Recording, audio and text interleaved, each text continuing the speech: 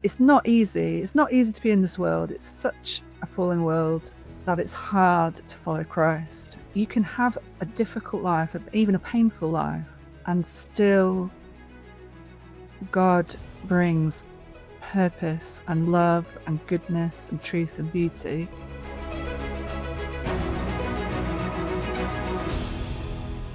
Do you ever feel like your values are being challenged? In today's world, it can seem like our beliefs are constantly under fire. That's why it matters who you partner with, especially when it comes to your finances. America's Christian Credit Union stands firm in faith, serves the community, and offers exceptional financial services designed for believers. With their elite checking program, you can take your banking to a whole new level. You can earn up to 4% annual percentage yield on balances under $15,000. You can get paid up to 2 days early, depending on when your employer sends your paycheck. And you can even receive exclusive discounts on loans. Plus, you'll enjoy benefits like cell phone protection, identity theft monitoring, and everyday shopping discounts. What really sets ACCU apart is their mission. They're partnering with Christians nationwide to advance God's work because your money should reflect your mission. So if you're ready to bank with purpose, visit americaschristiancu.com/elite to learn more and to make the switch today. America's Christian Credit Union is federally insured by the NCUA. Where do we find real love? The kind that fills our souls and helps heal our brokenness? Is it in better policies, the right party, the next program, or is it in a person? Hi, I'm Jana, and this is eX-skeptic. Here we share unlikely stories of belief of former skeptics who surprisingly found faith in Jesus, plus practical wisdom for anyone who's curious or questioning. In our story today, British journalist Heather Tomlinson helps us explore how moving from secularism to Jesus doesn't just inform ideas, it reorders your life, how we see people, view suffering, and find hope. Heather once expected to find what she longed for, love, and the healing of human suffering through politics, psychology, and different spiritualities, but they came up empty until she met Jesus, the source of love itself.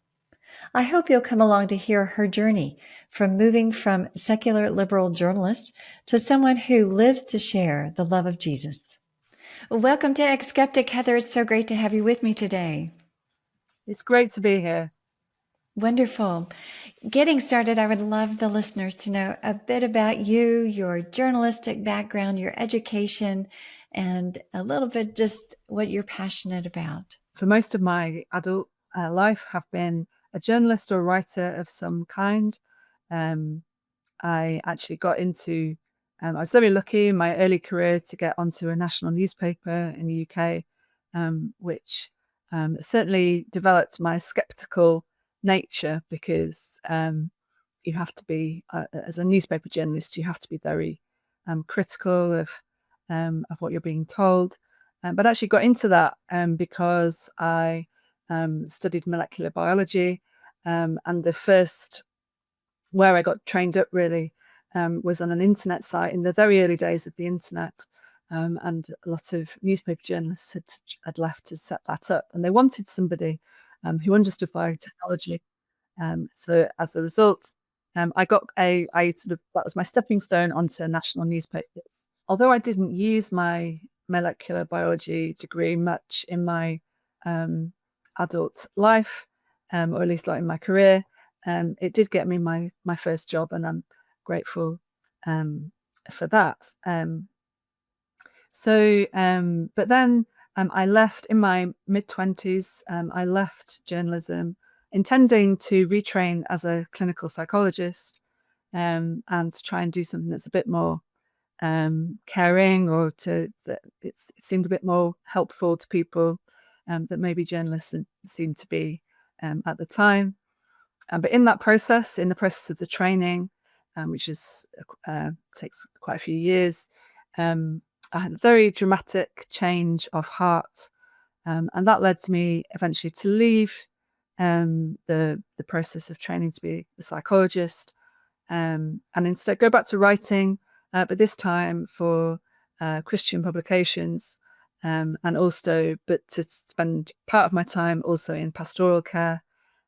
So I've worked for Christian charities, worked as a chaplain, and so I have a balance of my journalistic and pastoral skills to use.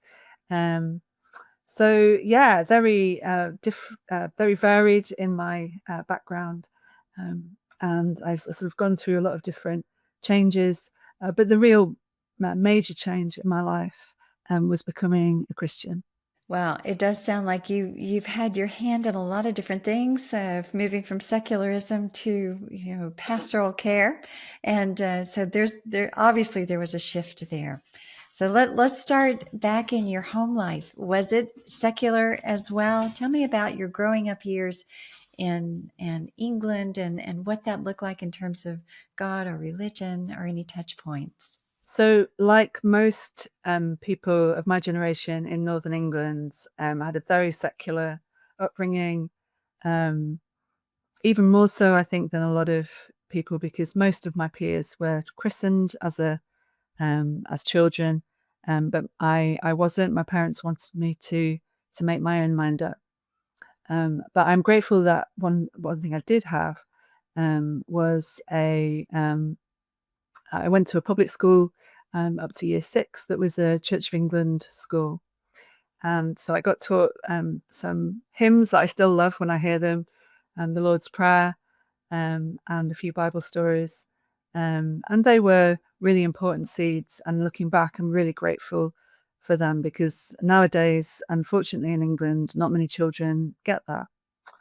It's been a steady decline in Christian belief in the UK. I mean, it has been since the mid-Victorian period, the mid-19th century. And even in my lifetime, that's been the case.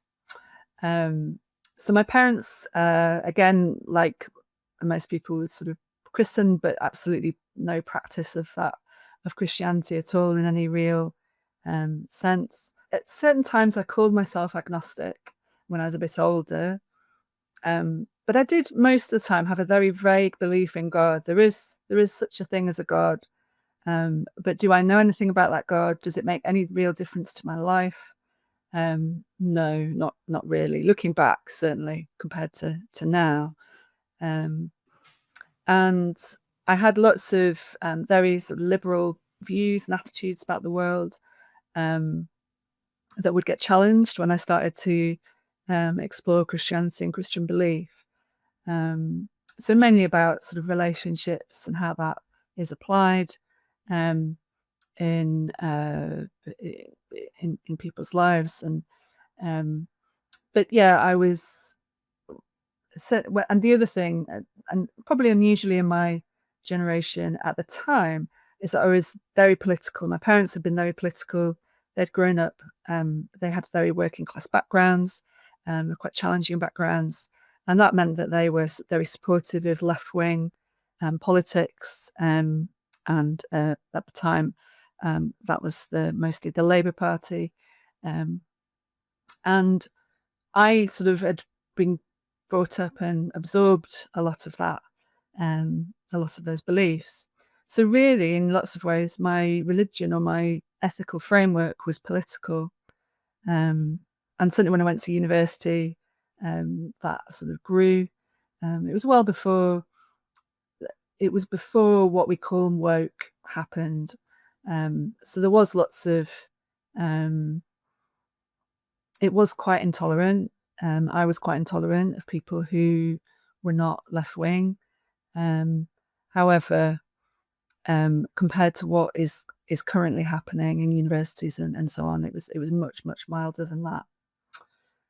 So yeah, I was a very bolshy, typical Northern England. Northern people were known then. It's changed a little bit, but were known then for being sort of quite, quite forward friendly, but maybe quite direct in what we say.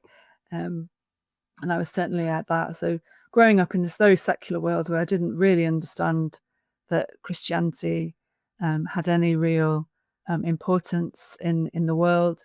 And I really saw the answer to the world's problems as being political.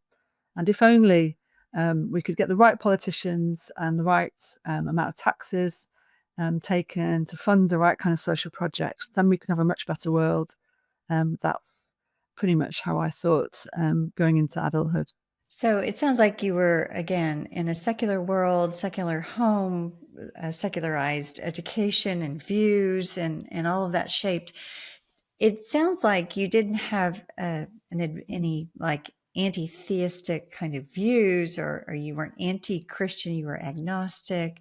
But did you ever have any personal relationships or people that you knew were Christian that gave you an idea of perhaps what Christianity might be, apart from kind of this Church of England facade of Christianity? Very few people I knew were Christian. They certainly didn't talk to me about it. Um, but I say this to encourage anybody who's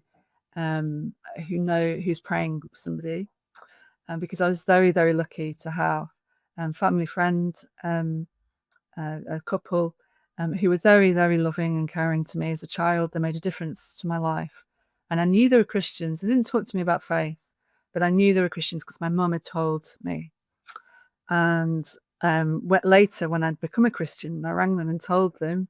They were absolutely delighted. And only then did I find out that they had been praying faithfully for me and for my family and lots of people that we knew in common for many years, and I've never seen any change whatsoever in our extremely hard hearts all that time. And so they were absolutely delighted that I had become a Christian. And I'm very grateful to them for that love and care that they showed me, both the what I could see and feel, but also what the behind the scenes on their knees praying. There was a few friends who I think maybe their parents went to church, but again, it wasn't talked about. It wasn't something that it just didn't seem to make any difference to life. When I first started to go to churches and I'd hear about these stories of like healing, inner healing and things like that, and I'd be like, I was just completely amazed that this Christianity that I'd always seen in this certain way might have this kind of effect. And I was, at points I said agnostic. I had a vague belief in that there was a God, but it didn't really affect my day-to-day life in any way. I just didn't understand how that could be. And I would say, yeah, there was a sort of image of Christians as being, and I don't really know where I got it from, either being very sort of hostile, angry, evangelical. Evangelical would have been seen as a bad word. People who were, didn't like gay people, or being very uncool, kind of sort of wishy-washy kind of people. Just these weird stereotypes that I'd somehow absorbed from the culture and media, that bear no resemblance to what I found when I started going to church. Just complete, just total fabrications. So yeah, but I was quite hostile to the church in some ways in the beginning, and maybe we'll get into that. But my political beliefs and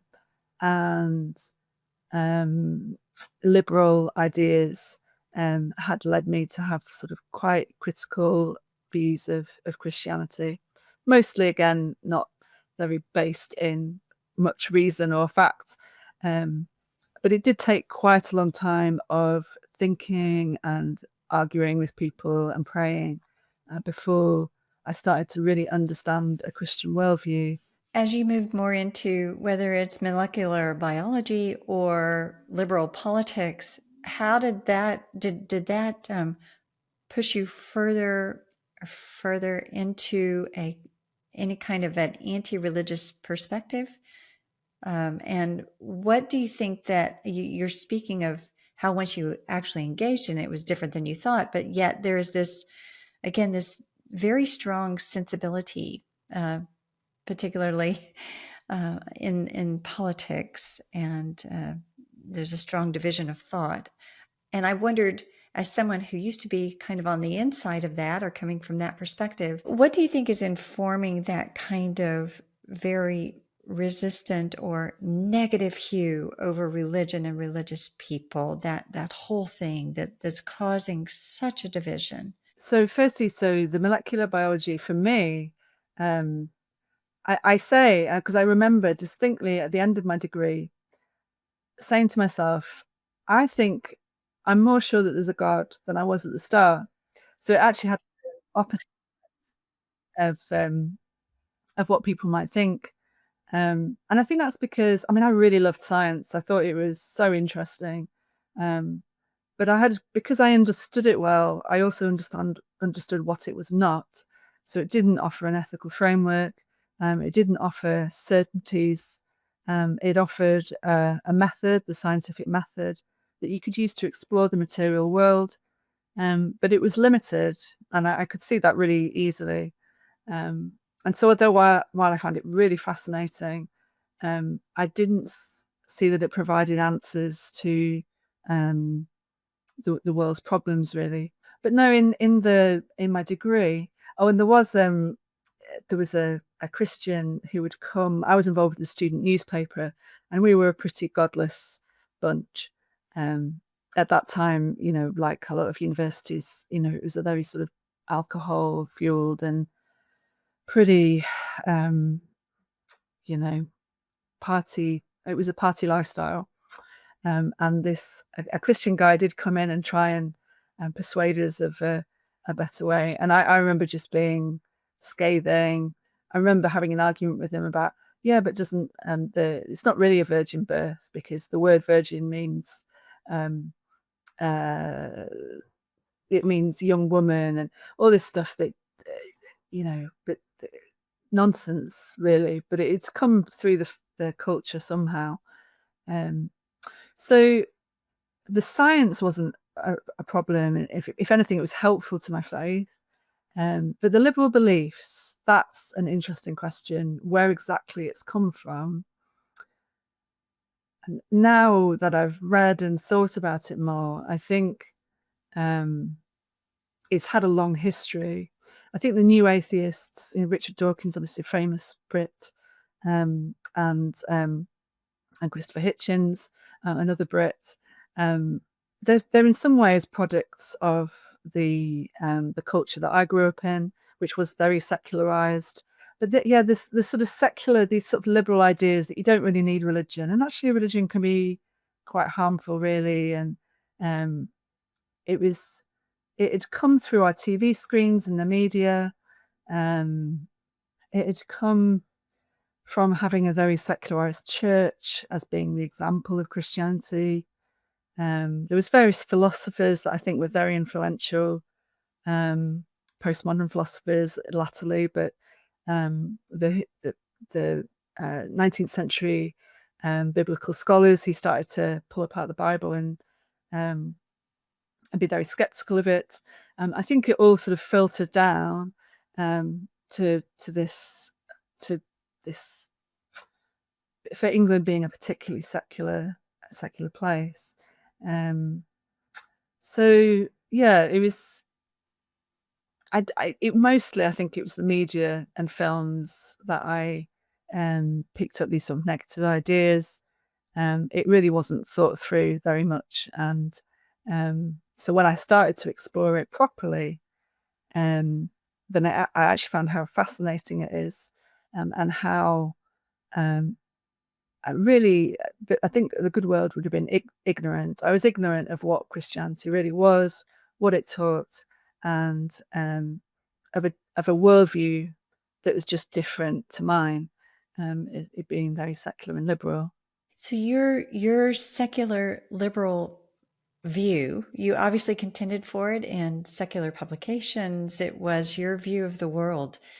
How, if I may, how was your life? Were you driven by the purpose of promoting this kind of secularized view, getting it out there. I think I've gathered from you that you were seeking to do good, to solve human ills, to try to use this more leftist or liberal perspective to somehow, again, improve humanity, improve the world somehow. How was your personal world living in this view? Did you feel that it was satisfying? Was it meaningful? Was it giving you all you thought it would? Good question. What was my purpose? I think if you'd asked me, I might have said something like doing good in the world, or wanting to make the world a better place. But I might have said that. Really, was that my purpose? I don't think it was, looking back. I had good intentions maybe, but they weren't really played out in practice. Looking back now, I would say it was quite a self-focused life. The main purpose that I'd grown up with was about getting educated so that you can get a good job, so that you get a reasonable income and get a house and not have to worry. There was a lot of focus on entertainment, on leisure, and really, when you think about all of those things, they're quite self-serving. And I think really that's what was driving me. This sort of idea of searching for a better life, or and I did have intention. So I changed career. I left journalism and wanted to retrain as a clinical psychologist because I wanted to help people. But realistically, it's also it's a good career. It's a well-paid job, like journalism. Very interesting. I like to be challenged mentally, so that was another, having things that would be difficult, be a sort of obstacle to overcome. That was part of the purpose. So it was quite confused, really, in lots of ways. And certainly looking back, I don't think I was really clear what I believed or why I was doing anything really, other than meeting these sort of I think selfish is a fair word. Meeting these sort of goals of career and finding the right relationship, so that I can be happy, and ideally making other people happy along the way. But they are, looking back, they were quite empty, and there's so much more to the world than that. But I just didn't have any idea of. I just had such a narrow worldview, of this very secular liberal worldview. I couldn't see beyond that, or what other options might be. Hi, I'm Jana Harmon from the eX-skeptic podcast. Do you have intellectual doubts about God and Christianity? This kind of skepticism can come after years of belief or prevent you from ever believing at all. We've talked with over 120 former skeptics and atheists who've shared similar doubts. That's why we've created playlists on our YouTube channel organized by themes like, is it rational to believe in God? Can you believe in science and God? There you can hear from many others who've wrestled with similar questions. Find us on YouTube at eX-skeptic and explore these playlists and others. Subscribe and share it, because someone else might need to know that they're not the only ones with questions.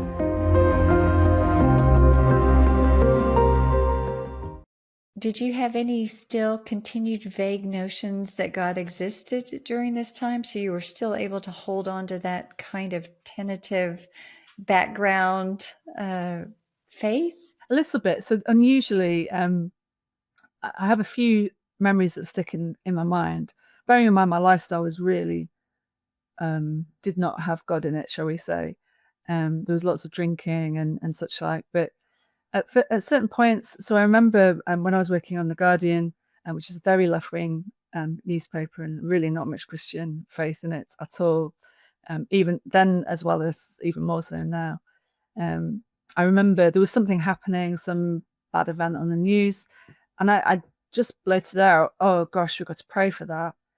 And someone just looked at me with absolute contempt, and, "Why on earth would you do that?" So he was quite surprised that I would say that, because it's not I wasn't praying, I wasn't spending time praying, I wasn't really thinking about spiritual things. It was just an instinct. Um, and other times in my life when I've had something quite frightening happen, then I've prayed.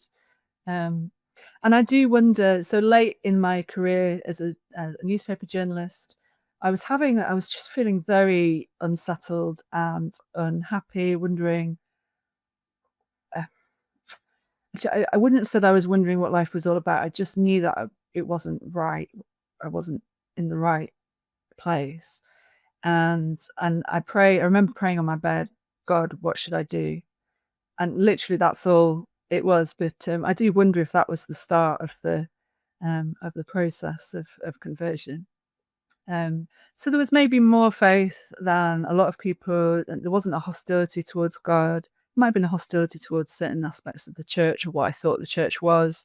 Um, but I had this still had this vague belief in God. So then you moved into psychology because you wanted to help people. And I presume that this was a more secularized view of psychology. And you inferred that perhaps it wasn't sufficient enough to help people in the way that you wanted. Why don't you walk us there and talk to us about what that was like and perhaps some of the insights you were getting there? So I'd left my reasonably, I suppose, privileged career in London, to move back up to Yorkshire and work, and go through all the hoops to get onto the clinical training course. And as part of that, I had to do another degree. So I did a psychology degree. So while I was studying for psychology, I was doing lots of unskilled work with people with mental health problems, because that helps you get through the process.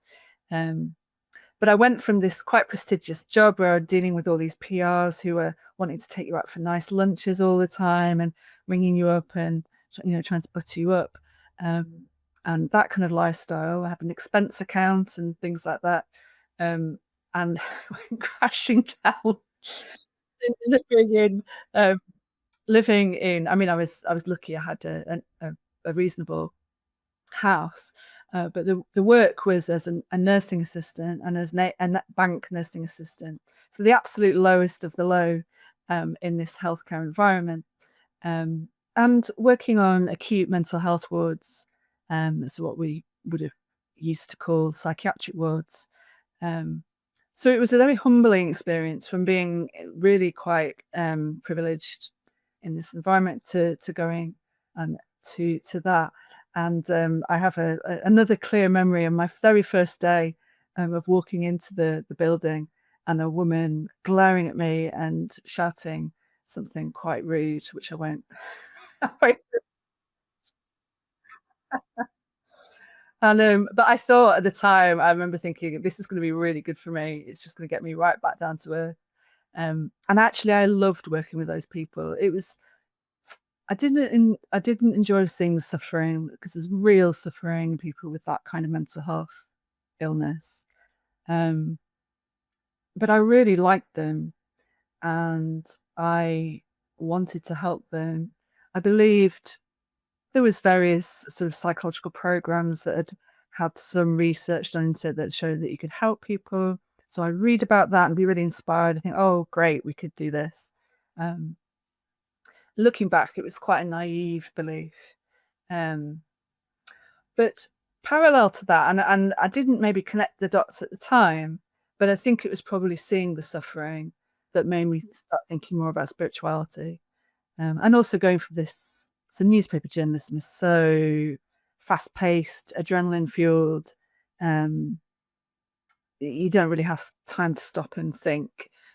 Just to sit on, your job as a nursing assistant often is just sitting, observing patients who might be at risk of doing something that would hurt themselves or things like that. So you're really just sitting and spending time with people.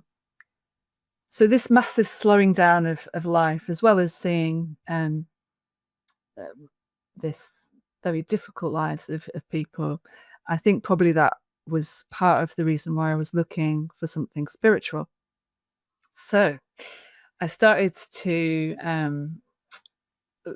all the sort of spiritualities and religions that I would have deemed to be more socially acceptable. I started to look into them. So Buddhism, I read Buddhist books. I went on a Buddhist retreat. I read the Quran.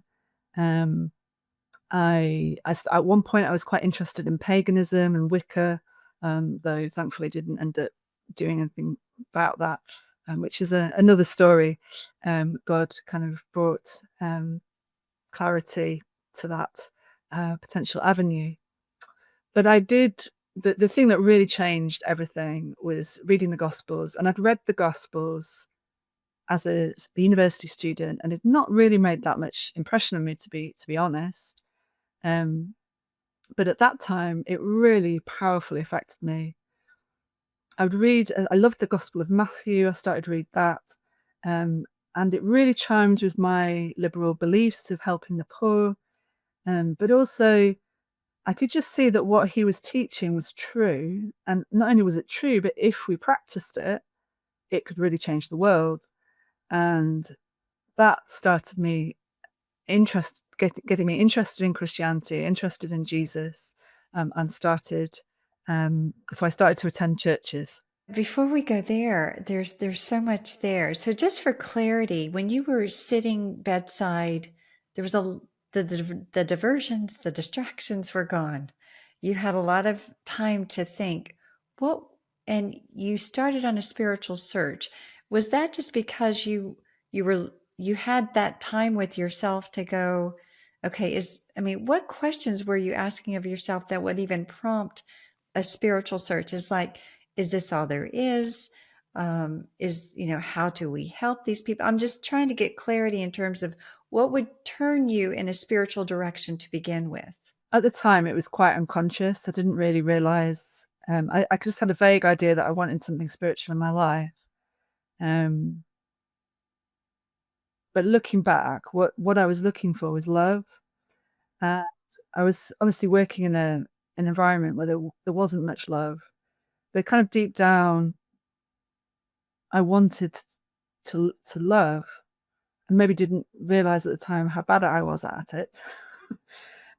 But I liked being kind. I liked working in this caring environment, trying to help people. Um, so looking back in hindsight, I really every human being wants love. We might be very confused about what that love is, but deep down, everybody wants it in some way, shape, or form. Um, and I think God was working in me, and I guess there was a sort of a little bit of openness in my life. Obviously, very occasionally I would pray. I think I really wanted the world to be a better place, and perhaps being faced with really severe suffering made that desire um, much more a much stronger desire. But I do believe there was something supernatural going on. Looking back, there's no real logical reason why these things happened as they did. Um, there was how I understood it in my head at the time probably wasn't exactly what was happening. Maybe the prayers of those people um, were doing their work.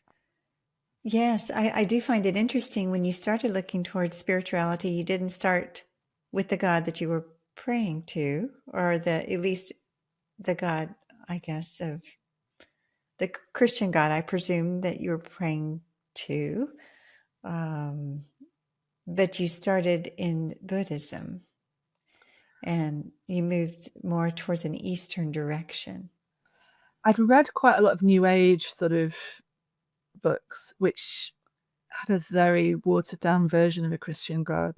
And I would definitely have been of the, oh God, all religions lead to God kind of mindset. I didn't really understand anything about those religions. So when I prayed, I think most people had deep down know that God is real. And I think it was praying to that real God. But my beliefs and understanding of that God was very confused. It was the Christian God in a sense, but a very distorted view of the Christian God, I think. It was more of a large kind of nebulous view that I can just choose a particular, any kind of religion just to be spiritual, to have that sense of depth or whatever that seeking was. And you were looking for love. I mean, I think you're right in that all of us crave to be known and loved. Did you find what you were looking for, obviously, in Buddhism or paganism, Wiccan? You were looking in some very interesting directions, which I think are a lot more compatible with leftism and secularism. And so I can see where that would be a good, easy first stop on your journeying. Were you finding, if you were craving love and love for people and healing, what were you finding in those worldviews that you opened the door to them, but then you said, no, I'm just passing through. I'm not going to stay. It's not giving me what I'm looking for. Can you just explain that a little bit before we get back to the Gospels where you landed? I spent some time exploring them, but I just didn't find what I was looking for.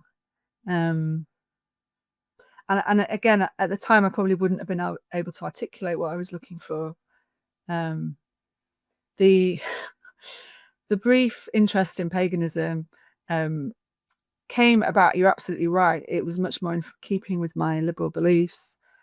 I'd heard something about modern Wicca being about equality between men and women, and which was very much part of my worldview at the time. And I also love nature, and they also sell it in that way. I had no, I certainly wouldn't have wanted to do anything to do with sort of dark witchcraft or anything like that. But I wouldn't have seen Wicca and paganism as dark. I would have seen it's been sold in a very positive way in England, and that's how I would have seen it. And actually, when I was a child, I really liked dressing up and playing um, as witches. A long time before Harry Potter, but it was. I read the equivalent books for my generation, and so I had a much more positive view of Wicca than I think is deserved. Um, now that I know more about it, um, and actually, it was looking into it was quite by chance. I was in a library. I'm very rarely in a library, and I saw a book about the original pagan religions of the British Isles, which was one of my big questions about paganism. So if it's this, really positive religion that used to exist before Christianity, what it was actually like? And this book basically said that there wasn't. We didn't know much about it, but what we did know wasn't very nice. There's a sum total of it, and it just completely ended my interest in that. Yeah, you mentioned when you started reading the Gospels or the biographies of Jesus in the Bible, Matthew, Mark, Luke, and John, I presume, that you mentioned it as seeming true. Now, there's a different ways. You're a journalist. There's different ways that you can use the word true, right? That it can ring true. Personally, it just seems true. It can be morally true. It can be objectively, historically true, kind of metaphysically true. What do you mean by, okay, I started reading this and your proclamation there was very strong. This could change the world. The words of Jesus, they are true. They seem true. They're ringing true. What did you mean by that? Did you mean all of the above? Did you just mean like, no, this is, talk with us through that? Again, I think it was more of an instinctual thing than a intellectual truth. It was a real knowing, an ontological understanding of truth. And there was authenticity in, I think, in what he is saying. And so many times, and especially as a journalist, you can often, when people are speaking to you, they're not really saying what they really think, or they're trying to present things in a way that they're not being authentic, and you can sense that. What I sensed from Jesus was an absolute authenticity. And now looking back, I think what I was sensing was holiness or purity. But it's not just that he was direct; he spoke with authority, and like C.S. Lewis obviously famously said, he's either a liar, a lunatic, or he's Lord. And so, although I hadn't at that point read C.S. Lewis, Mere Christianity, I did. I think had the same sense that this guy, firstly, he's not a lunatic. I don't think he's lying. And what he's talking about is, I think he's Lord. I say that though, and I didn't accept. I had been influenced by liberal Christianity, and I didn't understand or accept the atonement and the cross. That took some time, some years, some praying.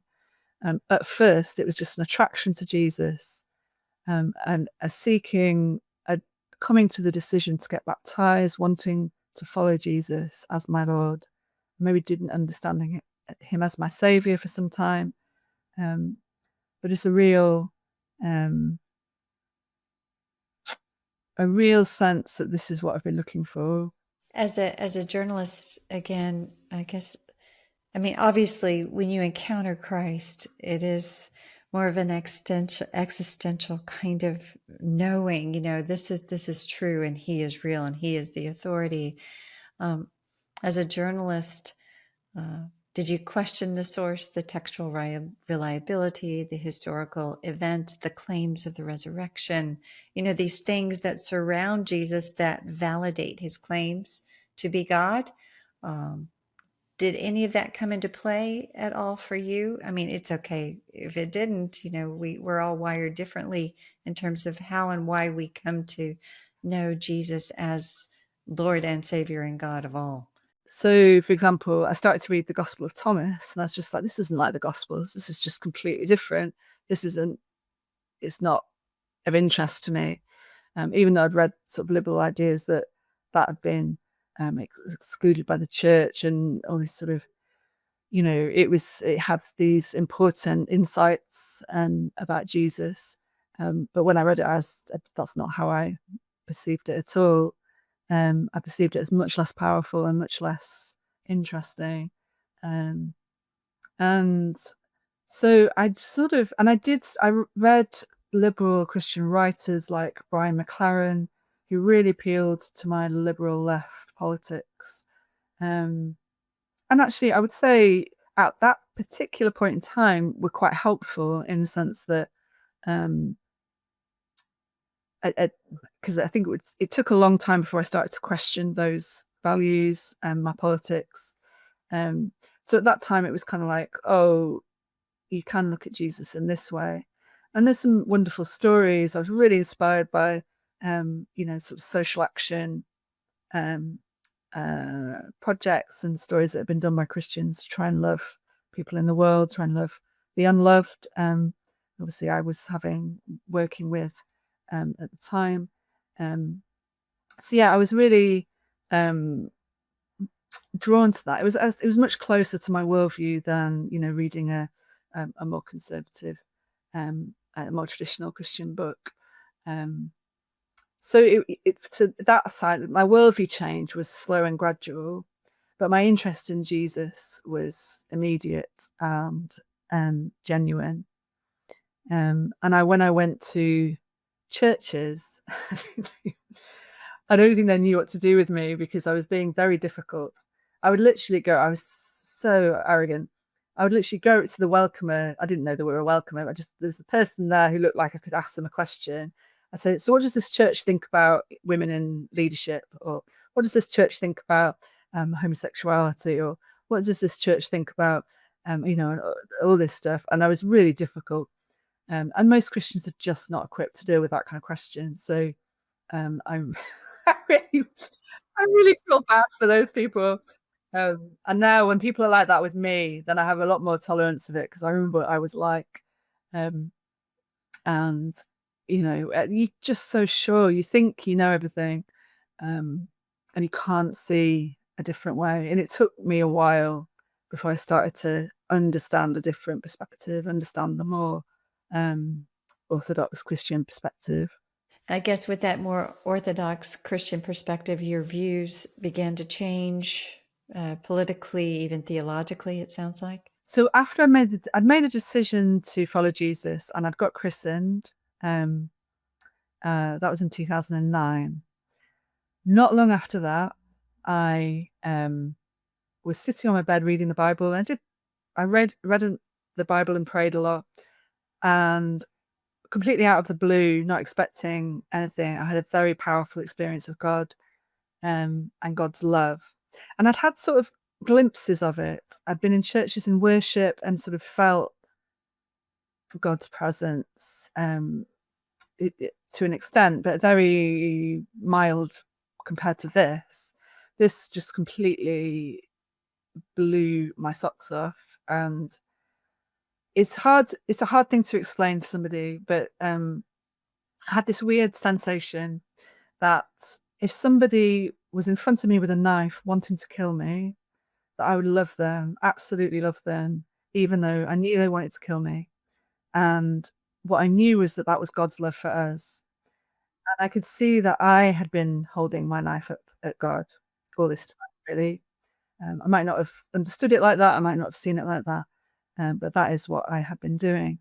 And that God still loved me anyway. And the feeling of love was incredible. And that completely changed. So I stopped being so argumentative. I stopped questioning and doubting. And is it really real? How can we know if it's real? Um, and, is Jesus just a good guy? Is, all this sort of toing and froing in my head.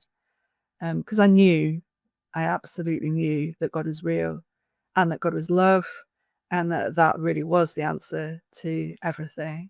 And that was the point I started to want to share my faith, want to help other people to come to faith. Um, so that was a very important part of the story. The other important part of the story, so that together with I just wanted to help people much more so than before, and more than just in my job. So I started helping at a church, homeless drop-in, um, and I think that's a big part of what changed my politics, because when you have a liberal left worldview, you really genuinely believe that people are just victims of their circumstance, and that if you give them the right tools and um, all they need is a little bit of help from the government, and everything will be fine. Um, Anybody who's ever done any work in that field knows that that's completely untrue. And actually, it's really hard to help people, especially when they're caught in addiction. And I would see such terrible, terrible things and hear such terrible, terrible stories. And I really wanted to help them. It was things like the belief in good and evil. I think I encountered evil in that environment. People, for example, a drug dealer trying to stop me getting someone into rehab, um, just sometimes in the way that people spoke and what they did. Um, and it's I just realised it's a lot more than just that offering a government program or free housing or whatever can solve. This is something much, much deeper and much more powerful. It has a hold on them, and you need someone who's much more powerful in order to free them. And just wonderful stories that I heard from people who become Christians. And real, when people ask me about evidence, then I often cite them. So, well, I know if you've ever known anyone who's a heroin addict or an alcoholic, um, then you'll know that it isn't a real miracle if they get clean, and not just on methadone or a bit better, but actually clean, living, loving, productive lives in in love. So that was a big part. It started to challenge my politics. Also, I probably shouldn't say who. Some of the people involved in that were very right wing, which completely blew my mind. In my head, right wing conservative people were really unloving and they didn't like the poor. I really, really believed that, and I often argued to that effect. However, some of the people who were helping these addicts were very right wing. They didn't even believe in welfare, and which to me was a completely weird belief. How can you possibly think that? That's such a cruel thing to think. But it was from their experience of addiction how the state can basically prop people up and keep them in an unhealthy lifestyle. It brought you to a very different place, it sounds like, of understanding this transformation, not only of your heart and desire for love, but your understanding of what is true and real and good.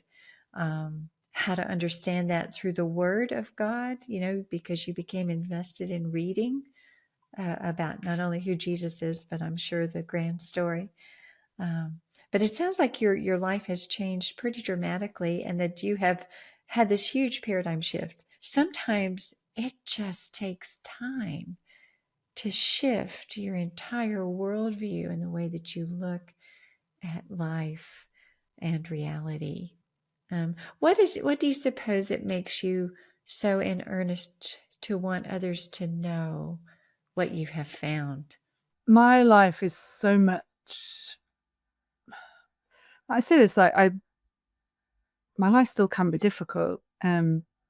I've had really severe chronic migraines, which started not long after I became a Christian, actually, um, and I currently have cancer. I've been through that battle once before, and currently in it again. Um, and there's lots of healing from the past that needs to be done, and it's been a slow process. So it's not that life hasn't been difficult, but life is so much better. And that it sounds like those two things are contradictions, but you can have a difficult life, even a painful life, and still God brings purpose and love and goodness and truth and beauty. And those things, I've just been pursuing them ever since. Like pursuing God. He's drawing me into a deeper relationship to love. I think often I still have understood living out a Christian life in quite a secular way, in the sense that just doing social action or being nice or things like that, I can get distracted by that understanding of how to be a Christian. But really, to be a Christian is to live, abide in Christ, and to live through that relationship. And I am by no means a good example of that at all, but that is my goal, and and it has absolutely changed my life. And I wish everybody could know that. What can I say to persuade anybody? God is God is so much more than what we think He is. Um, we have, even in my current state where I feel like I have a good connection with God, I know that I don't understand or perceive Him as He really is. And I certainly didn't before. Um, but it's just a little tiny little bit of God, of Christ in life makes it so much richer. And all I can do is urge anybody who is on the fence, or maybe just wonders what on earth these Christians are going on about, to just keep pursuing. It took me, between me starting to seek and being baptized, it was at least a couple of years. And then after that, there was quite a few years where my views and change were being challenged and formed. Um, so, because yes, some people have an instant conversion, but for me, there were certain moments that were like that. But overall, it was seeking. I was seeking God, and it took time. If somebody is saying, well, I want that kind of love, that kind of life, and they are willing to seek, what would you advise them to do? Would you advise them to open the Gospels like you did? Is that a good place to start, or to go to a church or talk with a Christian, or what would you say? I would definitely start with the Bible and the Gospels, and yes, go to a church, but try different churches, I would say, because they really vary. To find a good church that really genuinely is seeking to follow God is a massive treasure. And I don't think we can really, long term, I don't think you can follow Christ without having some kind of support from other believers. Um, so yeah, if you have a bad experience first time, then maybe just keep trying. Um, but most importantly, I think in your heart, have a genuine search for God, not just oh, maybe I want to, like, just in case it's true, I don't want to end up, having, or those kind of thoughts. Challenge them and just in your heart really seek, is this true? Because if it's true, if what Jesus taught is true, it's the absolutely most important thing in the entire world. There's no halfway measures. So challenge yourself. Are you really seeking, or are you kind of hedging your bets a little bit? And really seek after God. Um, Definitely would read the gospel, for me particularly, and probably from my worldview, the Gospel of Matthew and the Gospel of Luke were most helpful. But I think to really reflect, am I really seeking God? And in that seeking God, I can pray, I can talk to God, say, God, are you there? If you're there, I want to know you. And if nothing happens, okay, that's okay, because I want to know. I didn't get that powerful experience of God's love for several years, and I'd already committed. I committed to follow Christ before I had that experience. So I don't think you get any guarantees of God's going to show up. Sometimes people say that, and I'm not sure it's true. It's more about coming to a point where you're genuinely seeking God and who God really is, not what I want God to be, not a God of my own creation. I want God to just, rubber stamp everything I do. Yes, you're a good person. Yes, you're fine. You don't really have to change anything. That's the kind of God we want. But that isn't really who God is. God wants us to change. He loves us as we are. He wants us to get rid of the selfishness in us. He wants us to get rid of our bad habits. He wants us to get rid of things that get in the way of love and goodness and holiness in the relationship with him. And that comes, it's a struggle. It's not just an easy, and I say that. I think I have known Christians who seem to have an easier time of it.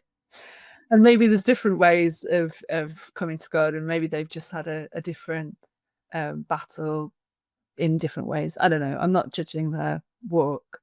But I guess what I'm encouraging people is to really look at their heart, and with your whole heart search for God, because he's worthy of that. He's worthy of our love and our attention, and of drawing our will towards his.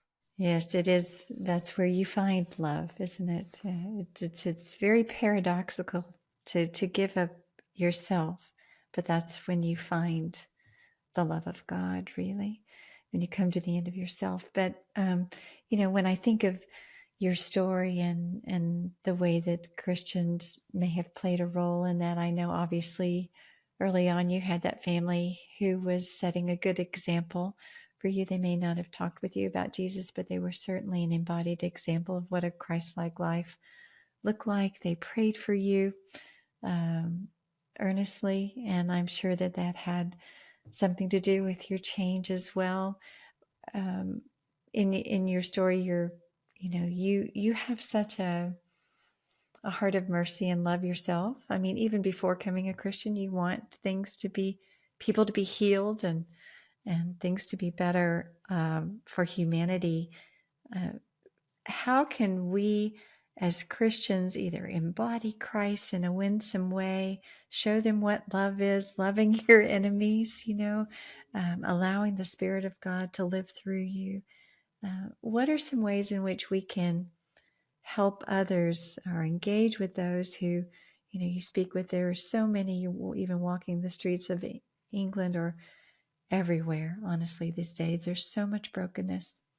How can we show others the love of Christ in a winsome way or thoughtful way that might make them attracted to the love of God? I do believe that probably the most effective evangelistic tool we could have is just the depth of our relationship with Christ. I think that people, and as I say, I'm not the best example of this. So I go through phases of where I'm closer to God, and I'm not. But I think people can, in my experience, and sometimes when you're talking about God, people can sense that there's something that people can sense God. So dealing with our imperfections, our impatience, our judgments, in our private prayer time, coming to God and saying, I want to live in you, Christ. I don't want impatience, and I don't want grumpiness and selfishness and all these things. The more that we are filled with Christ, the more that people will be interested. So yeah, I do think that's the most important thing, and it depends what Christian tradition you're part of. But some focus more on personal holiness than others, and I do think there's a danger that if we stomp around in a grumpy way or pray things in a sort of angry way, for example, we can give the wrong impression of God, because that's not who God wants us to be. We can see that clearly in Scripture. Nobody becomes a Christian because you sit there and browbeat them. And those arguments can be fun, and actually, I mean, this isn't necessarily a good thing, but I can win them fairly easily, because so many people who will argue with you about God, as in they care enough about atheism to argue with you about it, use science and have no idea what science really is. So actually, that's really easy to kind of get rid of that objection. I don't think it's that difficult to make a good rational case that God exists. I don't think that's really it can be a stumbling block for people. I don't think that's really what this is all about. It's about, it's a supernatural, it's a miracle. Every converted heart is a miracle. And so yeah, praying, really reading the word, and asking God, what are you wanting from me? What in the word is challenging me today? And what do you want me to do today? And hopefully then we can become part of his plan rather than us making the plans, because I'm not sure how effective our plans are. It's more when we align ourselves with God's plans and what he wants for this world. So it's obvious to me that you're living in and through the love of God. And there's no doubt in my mind that you are a beautiful, attractive, winsome witness for him, and that others are coming in this mysterious, God-driven way to the reality and the love of Christ because of your life. Thank you so much for coming, for sharing your journey and being so honest about it. And even with the ongoing difficulties and struggles, it's just to declare that it's actually better and richer and just more meaningful. And it is the life that it is truly life, even with the difficulties of life, even living through cancer, even with migraines, even with just the struggles of this world, that you found the God that you were seeking after, who was seeking after you, and that you've experienced it even in an extraordinary way, and that you want to share it. So thank you so much, Heather, for coming on today. Thanks for listening to Heather's story. If you're searching for real love, the kind that fills your soul, start simply. Open the Bible to the stories of Jesus found in Matthew, Mark, or Luke. Pray honestly, God, show me if you're there. Try a few churches until you find one that helps you follow Christ. Do you want more firsthand accounts of God's love at work? Explore our featured playlists. Is God real? Convincing spiritual experiences. Or Is God good? When life hurts. You can find those on our YouTube channel or at eX-skeptic.org. Do you have questions or want to connect with a former guest? Email us at info@eX-skeptic.org and we'll get you connected. To help us create and share more stories like these, visit eX-skeptic.org and tap Donate. We would really appreciate it. eX-skeptic is part of the C.S. Lewis Institute podcast network and produced with the excellent help of Ashley Decker. If this episode encouraged you, please follow, rate, review, and share this show with others. We hope to see you again next time, where we'll share another unlikely story of belief.